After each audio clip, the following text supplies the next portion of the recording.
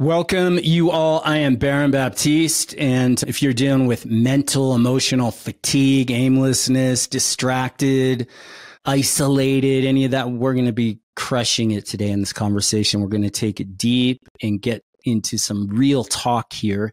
David, how you doing? Always better when I'm with you, brother. Yeah. I was thinking about awareness. I distinguished levels of awareness. First, awareness is unaware of being unaware. Second is aware of being unaware. Third level, aware of being aware. And fourth level, just aware. Just aware. Just here, awake, aware. Yeah. And I think the first step if you're dealing with mental, emotional fatigue or aimlessness or feeling isolated, you have to get aware. You have to start getting awareness of what's actually going on with you. So here's the deal. I love this scale. 4 points on the scale. The question is, where do you think you are? I'm not talking to you, Baron, but I'm talking about anybody who's listening. Where are you? And I think most people think that they're somewhere on that scale of, I'm aware. I know what's going on. But the truth is, how would you know?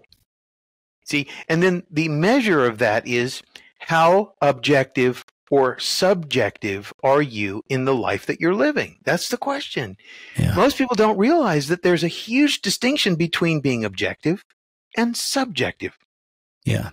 I remember when I was in my early mid-20s living in Los Angeles, I was tired all the time. When you're 24 years old, you've got all the physical vitality in the world, but mentally I was tired. I was dull. I also was aimless. I didn't have any real purpose in my life. I felt lost. I felt like I was in the experience of having lost myself, so to speak. But I had this kind of reckoning, and it was with myself and a kind of revelation where I woke up to, I'm tired all the time. Like it was that first awareness and start getting curious and wonder, what's that about? And then as I kept getting more aware of being so unaware in my life, I was living on autopilot in general and without purpose, aimless. And I also felt very isolated at that time. It all went together. But as I started getting more awareness, I started seeing these things are interconnected. This aimlessness, this kind of experience of lost and having lost myself, and the mental, emotional fatigue I was experiencing, I thought they're correlated. And when I look back now, I could see at points in my life where I've lacked purpose and I was more aimless. I was tired all of the time. But awareness is the first step. But give up then the things that are dulling you, because that's the first part of it, is that the first truth, not about anything other than you. And so what's the first truth about you? And that truth is that you are, yes, you think you have a firm grasp on where you're going and why you're going there. But the fact is, most of the reasons why we do the things we do are not authentic to us. We got started somewhere. We got pushed into doing a career that maybe we weren't that interested in, or some of us are doing what we really believe that we love, but at the same time, we have these lingering doubts like, maybe I was meant for something else. Yeah. I know when I started discovering purpose in life and having passion for something, suddenly I started getting vitality back, started getting energy, vitality back. Mental awareness, the tiredness would still show up and be there, but it didn't own me. It didn't dominate me. I wasn't absorbed and immersed in the tired. It was more of like this thing in the background. But in the awareness, to your point, I started seeing things I was doing that would pull out the carpet from underneath me energetically, emotionally, mentally, like being overreactive or adding to situations, energetically adding through reactivity and through getting resentful or angry or upset. And as I was getting more aware of myself, I was like, wait, I'm like hungover. This is like an emotional hangover. And it's like draining me, no different than drinking too much or doing too much of eating too much. And then you've got this food hangover or drinking alcohol hangover. And you're like, wait, these things I'm doing are actually, everything has an impact on the ecosystem of my mind and body and being. There are two levels that we can look at pretty quickly here. And that is, and I've coined this phrase, you're either a reactor or you are a free actor, or you're room temperature. I like that. So at the end, you will be room temperature, but how are you going to get there? What mode of operation will you find yourself in? Because if you're in a reactive state, then you're subject to all of the experiences that you're going through on a daily basis. The pressure is always there, and that drains you energetically. Yeah. But if you're a free actor, then you're making the choice to do and be really from moment to moment. So you don't necessarily get the same kind of drainage going on when you're freely choosing the direction and the things that you do on a regular basis. But if you're under pressure all the time and you're acting under that pressure, then you might as well be room temperature in a sense, because you're not really living. Yeah. Yeah. To develop through awareness, you develop grace under pressure, and grace in the face of adversity or temptations. People say things and it's like you're being tempted all of the time to either react, or even advertising, or all the noise and on social media and YouTube. And you can spend days being just taking in information. It's fueling and feeding this sense of aimlessness.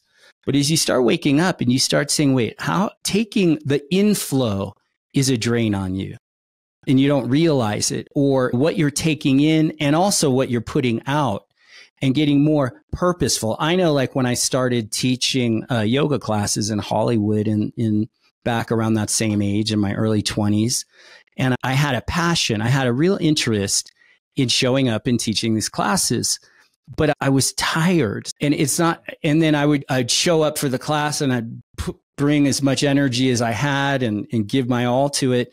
I'd walk away exhausted, and I started having to look at what's going on in the rest of my life that's having me be tired.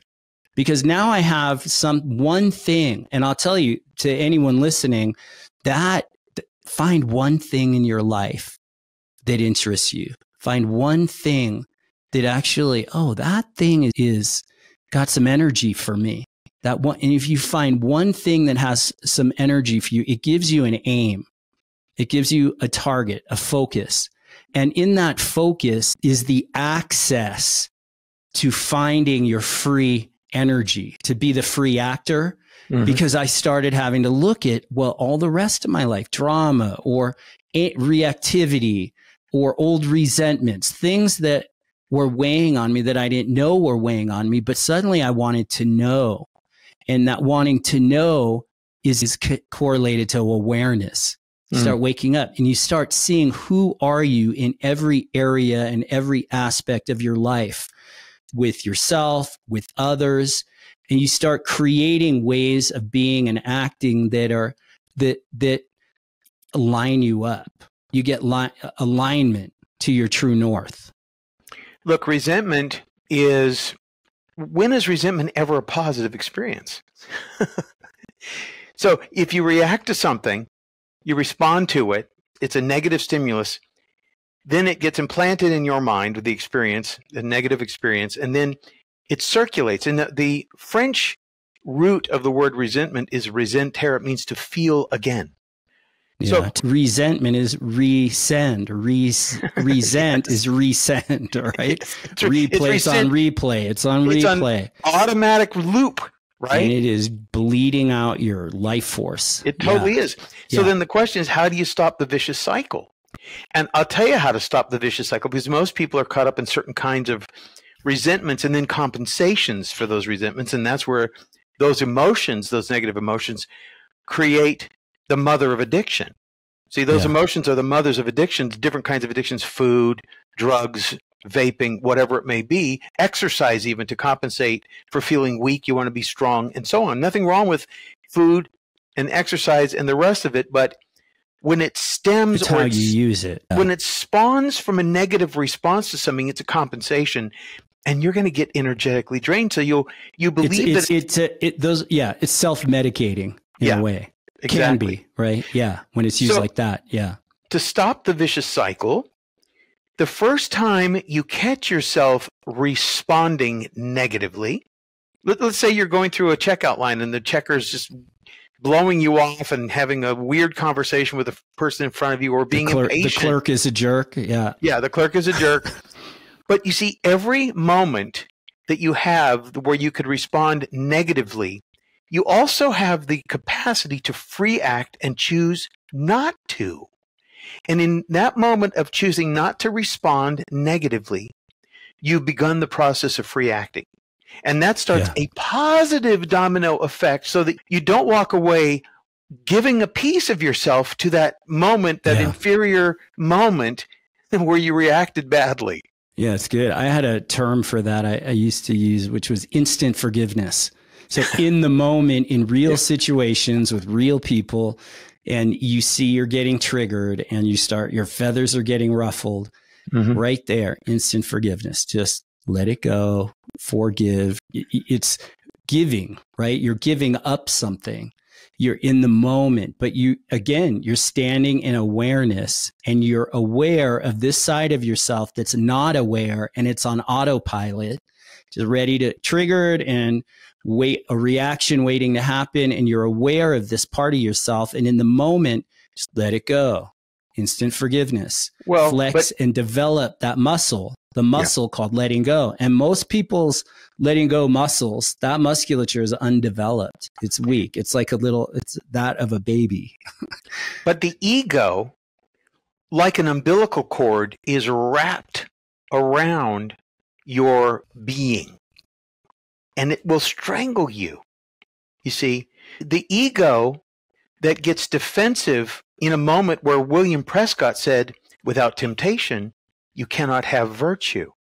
But see, when the ego's wrapped around you, the ego begins to constrict, and it begins to choke you out. And you can't help but feel that your heart races, the fight or flight starts to happen. So you have to disentangle from your ego. And without that temptation, without moments of challenge in life, you really don't have the opportunity to untangle from your ego reactions to challenging situations which you could otherwise deal with positively, right? In other words, I had an experience where I gave somebody a $10 bill, a checker, and the checker gave me back 20. And I looked at her and I said, I only gave you a 10. She goes, you did? In other words, in her mind, she saw something entirely different than what happened. So I had an opportunity to say, hey, there's a free $10 right there, but I didn't, because I didn't want the free $10. I wanted to do the right thing in that moment. And so there are moments in life where you make a choice about, okay, here's an opportunity to take an advantage, or here's an opportunity to do the right thing. Here's an opportunity to get upset, or here's an opportunity to let it go. And so I said to the checker, there's another checker another day, and I said, she was being very impatient, and I said, having a hard day, are you? I've had days like that. We all do. Yeah. It's okay. You take away the power of the other person to affect you in a negative way. And then you affect them in a positive way. Right? Of course. Because that negativity, that clerk who might be having a rough day, who knows? Maybe he or she just got in a fight with their wife or their husband. Yeah. Maybe something happened and they're just they're on it about something. And so that energy, it spreads like fungus when we're being negative. And and then if you react to that in that person, you're just a part of spreading that fungus, because then that person, the clerk, keeps being bitter to more people. And then you take on that energy, and now you're walking out into the parking lot of the store and someone cuts you off in traffic, and then now you're venting and spreading that fungus. And or in that moment with that, you see that person, they're going through something. They're not being themselves, because probably they're inherently a decent person who doesn't really want to be like that. But if you can be a disruptor in that moment by disrupting it within yourself first, if it's there. And again, if you're aware, or you're aware of being aware, or being aware of your own, that side of you that's unaware on autopilot, if you're aware, if there's awareness present, it has a way of neutralizing a situation, neutralizing it's preemptive, and it's without effort. When when you start flowing more and more like this, I know in my life, I'll be at the airport, check in, you see the plane's delayed, and you see all these people coming up and vomiting to the people at the counter, just emotionally, energetically vomiting on these people. And I'll go up, and when it's my turn, if I'm in line or something, I'll say, oh man, some of these people are being rough. And then I go, I don't know how you do it. You're good. And they immediately shift. And you see the whole countenance of their face, their energy, it shifts. It's almost like a relief. And you've provided some relief for that person. But in that moment, you're disrupting that spread of that energetic, toxic, emotional fungus. Mm-hmm. Or the flip side of that is that there are people who will say nothing and internalize it and then go home and take it out on their dog. Because they go take it out on their kids, and then the kids go take it out on the dog, and then the dog goes and takes it out on the cat. Right. And it's just spreading fungus, toxic fungus. See, that's where the impulse to self-medicate comes from. Because once you want to just go stand in front of the refrigerator and find something because your hormones, your endocrine system's all whacked out, and now you have cravings. Yeah. That need to be, or you have pour a drink or something to self-medicate. Yeah. But so I want to point back to this topic of fatigue, mental, emotional fatigue. What we're speaking about here are your ways of being in life that actually, as you start having more flow and grace under pressure and just coming from a place, a space where you're free, you actually start getting your natural energy. You start getting your natural vibes back, good vibes. Mm-hmm. You start getting your energy back the more you operate. And it's harder with people close to you. If you live with people, your family or a spouse or a partner, and you're like dealing with, but you have say over the matter of who you're being. And some situations are trickier. You're working with people and you have to be there every day with certain people that are just rubbing you. But remember, it's your life, and it's your life that's at stake. And it's your energy, your mental faculty, your mental acuity, your spiritual life is at stake. Life's like a street fight, and most people are doing terrible. They're getting their butts kicked. Yes. Again, it's a simple choice that a person can make at any point in time. Let's say you start reacting to somebody and you catch yourself. And then in that moment, you apply a degree of, just like you were talking about, awareness. You become instant aware. Forgiveness. Yeah. But at the same time, you step back just enough to watch yourself and to forget about what's happening in front of you with that other person or in that situation. But you step back just far enough to see yourself just about to get ticked off or storm out. And I've seen a lot of people do this where they just leave. They get up and leave. They're in a restaurant. They're in a line. They're doing something. And they just leave. They can't take it anymore. Yeah. But if you step back far enough, that's where that moment of when you're seeing that challenge or that temptation, that's where you claim your real, actual virtue. Yeah. Yeah.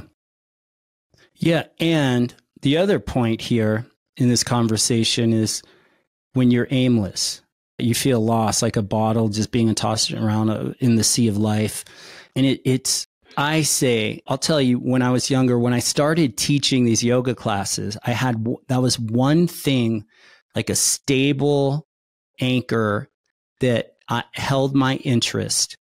And I think something like 80% of all Americans hate their jobs. Yeah. Now, that'll exhaust you, especially if you're fueling it with hate or resistance, resentment, and you're getting caught up in all the dynamics and the politics of it.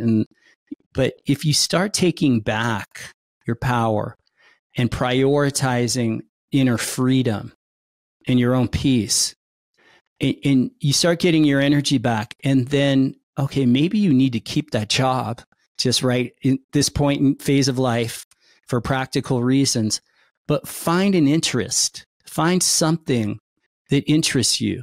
It could even just be a student of life, but be a student of something, and create a point of interest that can capture your focus. Again, just for me, showing up to having a class where I had to show up to a group of people, and it was interesting to me. It held my interest and my attention, and I wanted to show up as just the best version of myself and provide the best possible, best in class kind of experience for people. But it had me sort out who I was being in the rest of my life, the other 23 hours in the day. Yeah. It was like, and even just how I slept, the foods I was eating, that one thing became a true north that I had a commitment to and wanted to show up for fully. And and it became a source of energy for me in my whole life, the other 23 hours a day of when I wasn't in that classroom. But it became a purpose. And having that purpose, I started finding love through purpose, a higher kind of love. Mm-hmm. And then how I wanted to show up. I wanted to show up just with pure intent and show up with love and giving and contributing and making a difference. And I got inspiration from that. And then when I was coming from that, people around me were inspired by that. Yep. And you're spreading a positive kind of vibe and energy, and rather than the negative side where you're spreading that toxic fungus. Yeah. Interestingly enough, the word inspire means God's breath. Yeah. Yeah. And so when you are either inspired or you are inspiring others, there's a force of energy within that is life itself.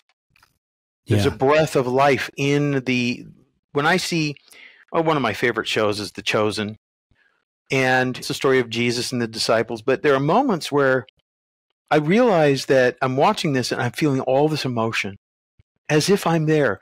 So who do you identify with? That's the other one. We were talking not long ago on a different show about identity. Is your identity yours?